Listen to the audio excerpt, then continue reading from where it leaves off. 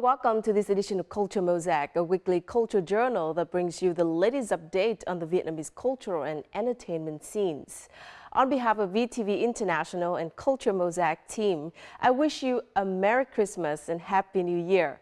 For expats who spend your Christmas and New Year in Vietnam, I hope you will find the warmth and happiness just as you do in your home country. And you can tune in Culture Mosaic this week to have a few moments of joy.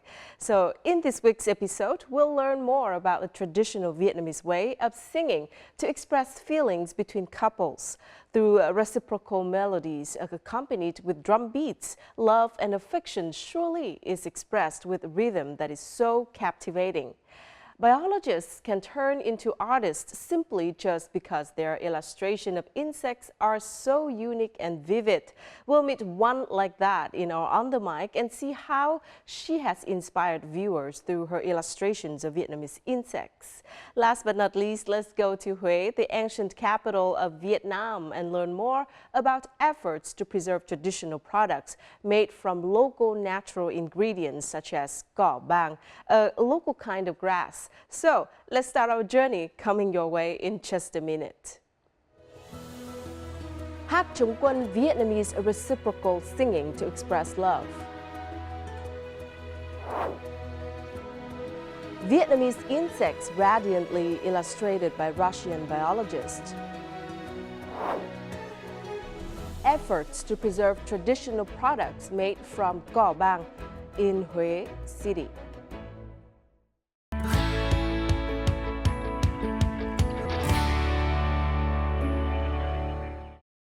Christmas is a jubilant festival for people around the world as well as in Vietnam.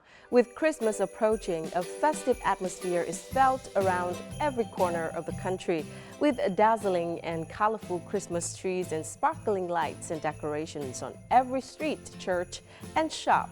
Co-organized by the EU Alumni Network and the European Union in Vietnam, this Christmas market was held at the Czech Embassy in Hanoi to give everyone a taste of the festive season. The market features 17 booths from 9 EU countries, most of which are introducing traditional food and drink or craft products. The event, inspired by EU Alumni Network in Vietnam, aims to offer the public a typical European-style Christmas atmosphere.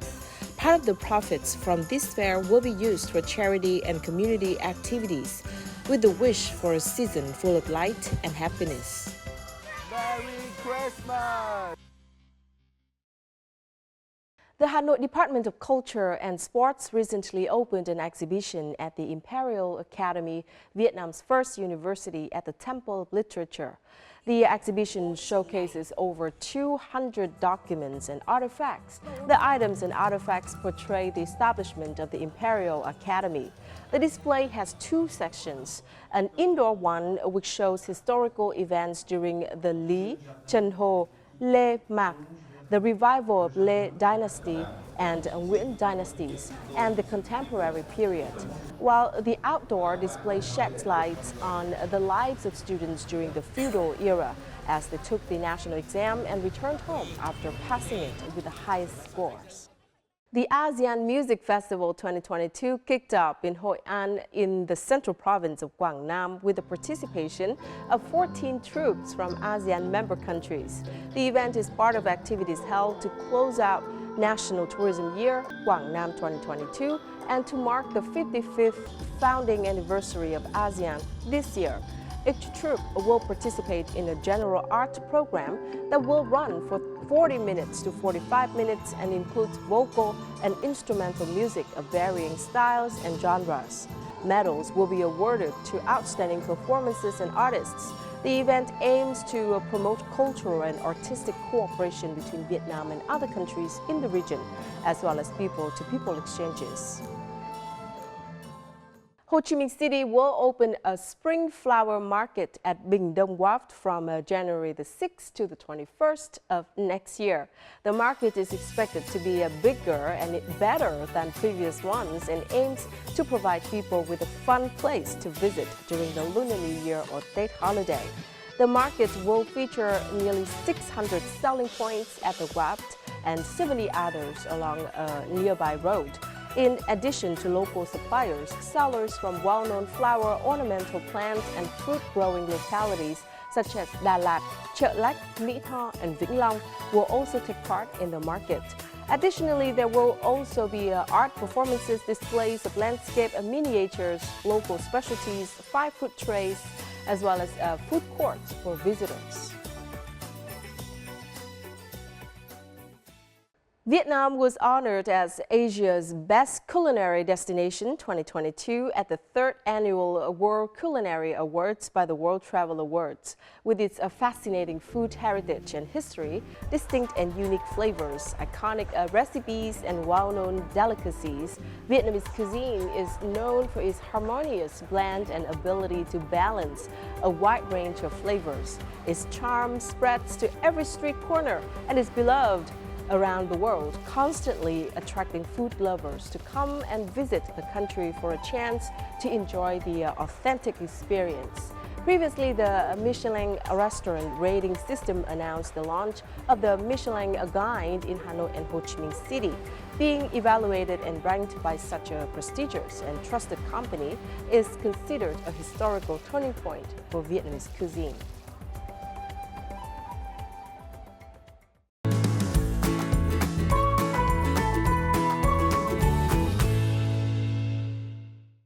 Usually to propose, people use words, flowers, or ring. However, from a few hundred years ago in Dan Nhiễm Village, Khánh Hà Commune, Thường Tín District, Hanoi, there was a very special way of expressing affection between couples. It is through singing.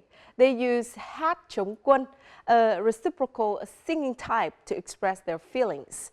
So this week's Culture and Lifestyle will introduce you to this Vietnamese traditional way of singing. So stay tuned. This is Mr. Bone. Most of his love stories somehow involves a rhythm. Bone and his ex-lover, Miss Vẫy, almost got married. Cũng chỉ vì hát hò, hai người thì muốn lấy nhau, nhưng mà gia đình không đồng ý thì phải chịu nữa. Eventually, Bone met the love of his life.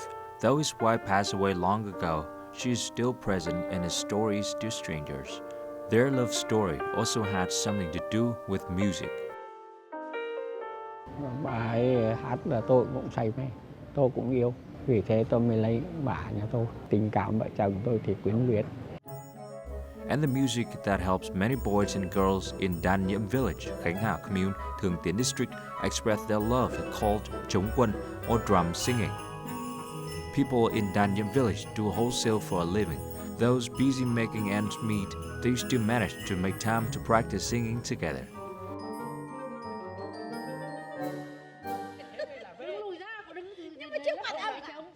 Thế mở ba cánh gà đằng trước mở ra. Này cô cả cô hai đây ơi, dừng chân tôi hỏi đôi lời, hỏi thăm quê quán cô thời ở đâu. When singing trống quân, singers will be divided into two groups of males and females. Each side takes a turn to sing a question, then the other side answers. There's still many disputes over the name trống quân. Some people say that back in the old days, to encourage soldier spirit, King let a group of boys and girls sing to each other for entertainment. They sang with drum accompaniment, so it was called trống quân or drum singing. However, there's also another explanation that trống quân is altered from tống quân with similar pronunciation, meaning to send a friend off.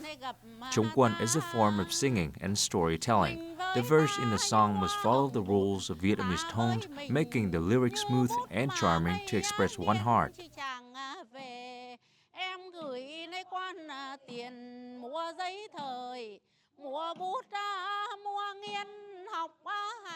Ngày xưa thì không bao giờ chúng tôi mà dám nói câu là anh yêu em, mà ngay phụ nữ thì không dám nói là em yêu anh. Đấy, mà chỉ là giấu bụng giấu thầm tình cảm với nhau, nhưng phải đưa cái lời hát để nói với nhau. Đấy thì là coi như tình sâu nghĩa nặng là do bài hát. Như hát cũng thế. Đôi ta thời như đũa này đồng mà đồng đẹp duyên, sao chẳng đẹp lòng nên mẹ cha. Đấy, như độ hai người mình than thân với nhau là vừa đôi tân lứa mà đẹp tình cảm với nhau, nhưng mà lại còn mẹ cha không cho nên. Đấy, thí dụ đấy có phải đưa bài hát chứ không phải nói như nôm như thế mình được. Đấy. In the past, following Confucianisms, boys and girls who love each other were not allowed to hold hands, let alone express their feelings directly. Therefore, their feeling found a way to be expressed through trống quân. Nowadays, since society has evolved and is no longer as strict as it once was, trống quân singing now is simply for entertainment. Công việc chính của tôi là đi chợ buổi đêm. Tôi đi chợ buổi đêm rất là mệt, nhưng mà khi mà nghe các cái làn điệu trống quân từ các ông các bà hát, bởi vì khi mà được nghe các cái làn điệu trống quân là hết mệt mỏi và không buồn ngủ một chút nào cả. Chúng ta việc đi chợ, đi búa hay đi làm gì, cấy hái về là chúng ta một tuần là chúng ta phải 2 buổi chủ nhật và buổi thứ bảy là chúng ta cố gắng ra tập cho nó đều để cho nó thật hay, thật giỏi để chúng ta lại được kết nạp làm nghệ nhân. Đấy, xong chúng ta truyền dạy cho con, cho cháu, cho chắc chúng ta, xong nối tiếp các thế hệ về sau này để gìn giữ cái làn điệu hát trống quân của quê mình.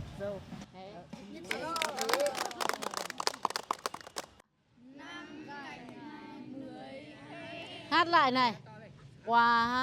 Trống quân is usually not recorded, and this singing is passed down mostly through oral transmissions and memory. Then singers improvise lyrics themselves when they sing. Therefore, training classes like these are necessary to preserve this traditional singing against loss. Tại vì là ông cháu từng là nghệ nhân dạy hát trống quân nên cháu cảm thấy ông hát rất là hay. Cháu muốn vào lớp dạy của ông để có thể hát được những điều mà ông đã từng hát như vậy. Vì cháu cũng có cảm thấy rất là hứng thú với cái bài hát của ông ạ.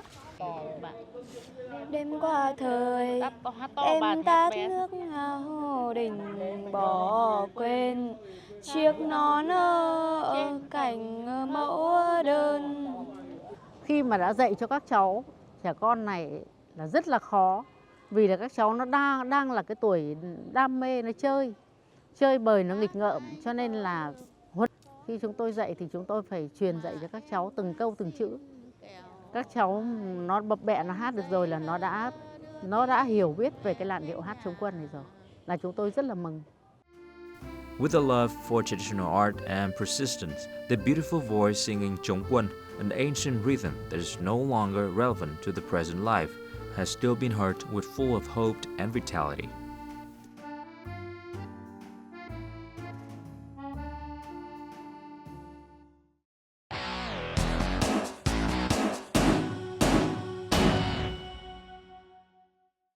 When it comes to insects, many people will probably feel annoyed or even scared. However, when the insect world is shown through a brilliant drawing like this, it becomes a lot more interesting, right?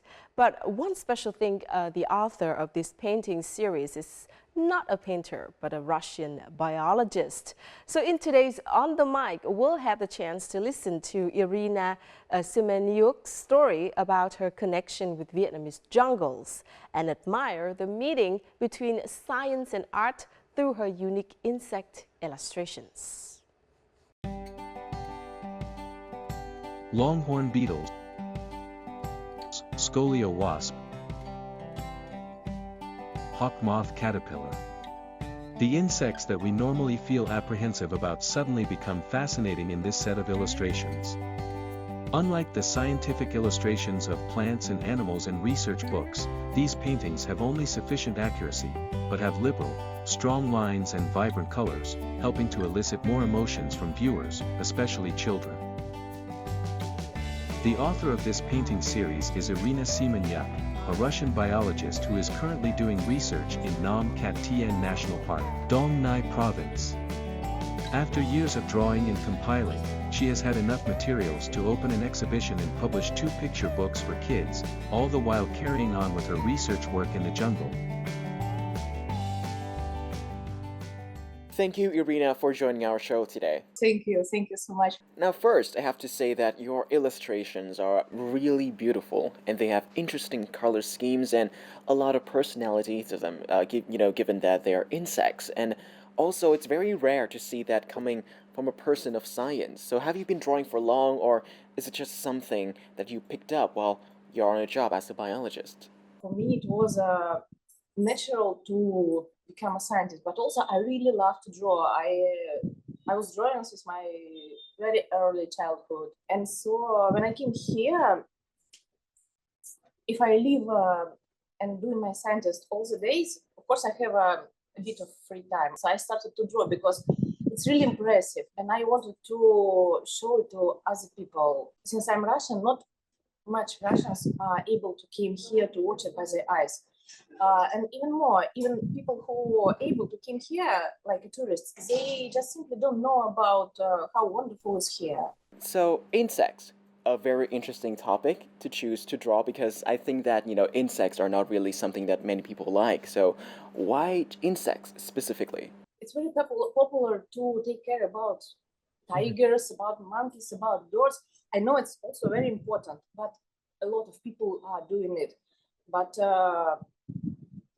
insects, this small world, is critically important because small creatures, they kind of stabilize in the ecosystem. They do a very silent work, but critically important. The soil, when leaves come into the soil, they have to be broken. First, it will be into small pieces, then it will be chemical crushing of compound materials. So it will be just simple materials which plants can ingest again. So it is a circle of life. I also heard that these illustrations have been compiled into 2 picture books as well. So can you share a little bit more about, this story? So I was drawing a lot of insects, and then I realized that I have seen a lot of stuff which actually nobody's seen about these animals. And I have a lot of knowledge which nobody do have. So why I not combine it all together in a book for children? If I will have such a book in my childhood, I will be happy. So I decided that I should create something like this about insects. All insects are drawn with colored pencils. Just the simplest colored pencils from a kid's store because they are much more bright than professional ones. And they are much better with, if you draw in forest, it is really high humidity. So apparently the children pencils are better with humidity than professional ones.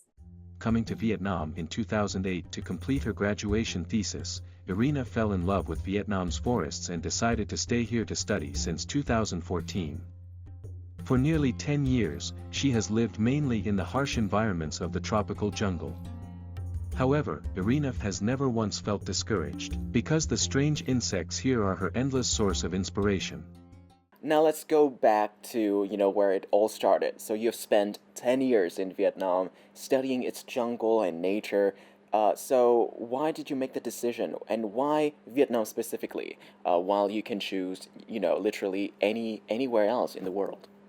2008, first I came here. I made my master's and I came here for more scientific researches. So usually I'm living next to the forest in Nam Catin National Park and making my researches about soil ecology, mostly about millipedes. I'm studying how they coexist in Vietnamese forest because, usually there is only a few species of millipedes in soil. But here in Nam Catin National Park, there is more than 40 species, and it is really incredible. And at first glance, they are kind of all the same, kind of boring animals with plenty of legs, that's all. And they kind of chewing on dead leaves and not much else. But actually, if you look closer, it will be a really wonderful world, full of curiosity, because they do separate their ecological niches. So they are different and they do different functions in the forest. For a person who grew up in a temperate ecosystem, at the first it is colorful, it is endlessly bright and with different shapes. I meet some new insect with kind of strange wings or strange coloration or strange kind of shapes. And I'm really, wow, it is alive. It is not somebody's fantasy. It is living creature. And they're huge. Sometimes they are really big guys. I spent 10 years already here. I believe I'm quite familiar with this fauna, but every time, almost every day, I meet some new species. They never end. I'm sure that doing scientific research is a strenuous and time-consuming process. So, how do you juggle between your daily research and your drawing, or does your drawing help you in some way, in researching in some way? Usually I draw in some expeditions, so it's kind of harsh condition. It is tent and in the jungles, and I just sit in somewhere next to it, trying to hide from rain and drawing very quickly. So when I'm doing my science, I see some insects and I'm catching them. Then I come into our camping and searching for kind of 1 or 2 hours free ones to draw. So I had jar, plastic transparent jar, and insect in it, and I'm just looking at it and drawing. It's not easy with when it's nighttime or when it's dusk. So sometimes I use a head torch and so on, and I try to catch some details to see how legs growing on. If I take pictures, it's not easy to get a good picture with simple technical equipment. So it's much useful to just look at it closely and try to sketch it as fast as I can. And then after kind of hour or two, I go into jungles again and releasing them back. Because I really honestly do believe they have to survive. And what about your future plan? I'm happy to do this work as long as I can, because I still didn't reach the sailing. I still finding a new guys to draw, a new species to describe, a new interesting process. It's kind of endless work. I'm now kind of making another books, and hopefully I will publish them. Yeah, they will continue the first two books. Thank you so much, Irina, for spending your time with us today. We wish you all the best in your work as well as your art endeavor. We really hope to see more of your illustrations in the future. Thank you.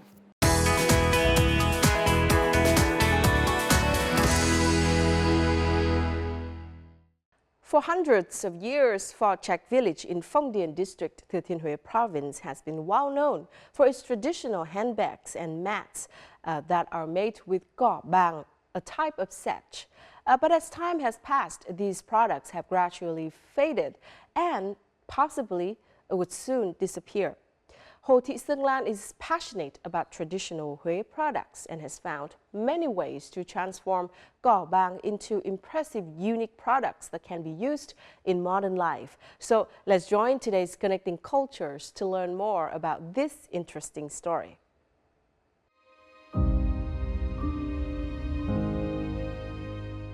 Cái trăn trở duy nhất và từ năm này qua năm khác vẫn là cái đầu ra cho sản phẩm nó không ổn định và giá rất là rẻ, hầu như không đủ cái ngày công sức của bà con bỏ ra. Cũng có thể là do cái sản phẩm mình nó chưa đáp ứng được cái thị hiếu của người tiêu dùng.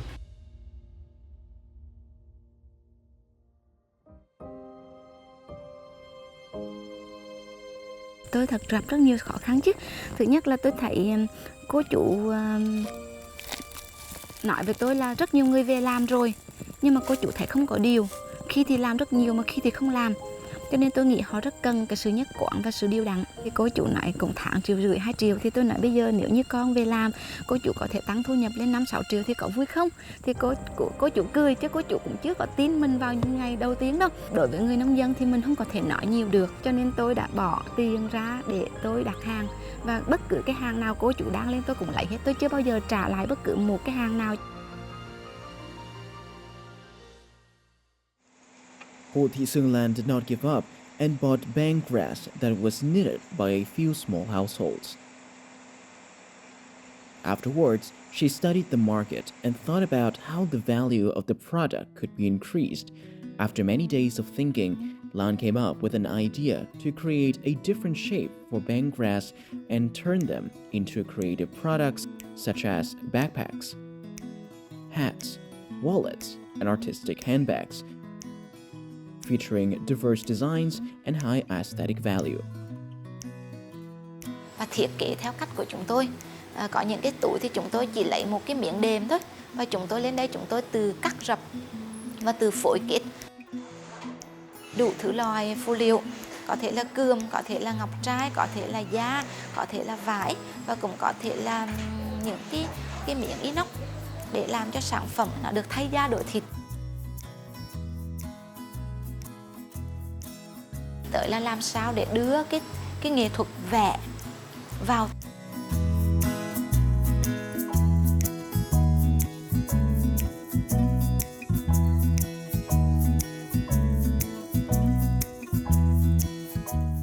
Từ khi thấy đăng tuyển sản phẩm cổ truyền ở Việt Nam thì mình cảm thấy rất là hào hứng. Mình muốn đăng ký để trải nghiệm trên những sản phẩm mới.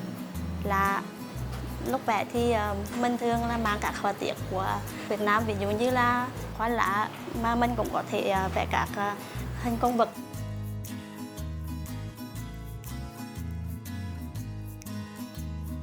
Mình vẽ các hình ảnh đó lên chất liệu có băng thì mình cảm thấy mình đã vẽ được những hình ảnh đẹp để mang đến cho những người sử dụng cảm nhận được đó là những hình ảnh đẹp nhất của Việt Nam. Vì có băng này là nó có những cái đường chít chắt, mình phải vẽ những cái đường nét để giữ lại những nét cho nó nổi bật lên ở trên sản phẩm. Hand-painted products take a lot of time to finish, from 4 to 5 days, but 3 years of hard work produced fruitful results. With products now featuring traditional patterns such as lotus flowers and phoenixes, harmoniously combined with hand-woven bang grass and natural or dyed colors. These are products that keep up with consumers' tastes.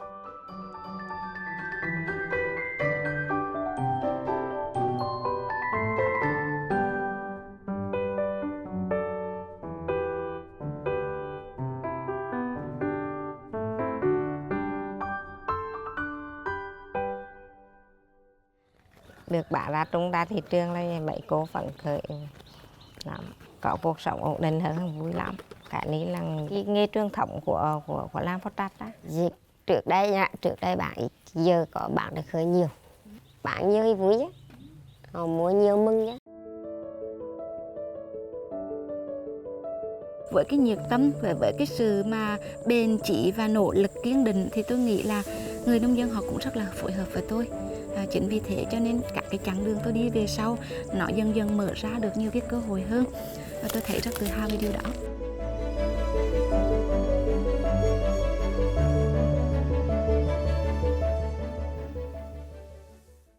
And that is the end of our program. If you'd like to catch us online, download the VTV Go app from your Google Play or App Store, or tune in our YouTube channel at youtube.com/VTV4Go for more of our programs. And don't forget to join us next week for another episode of Culture Mosaic. Goodbye for now.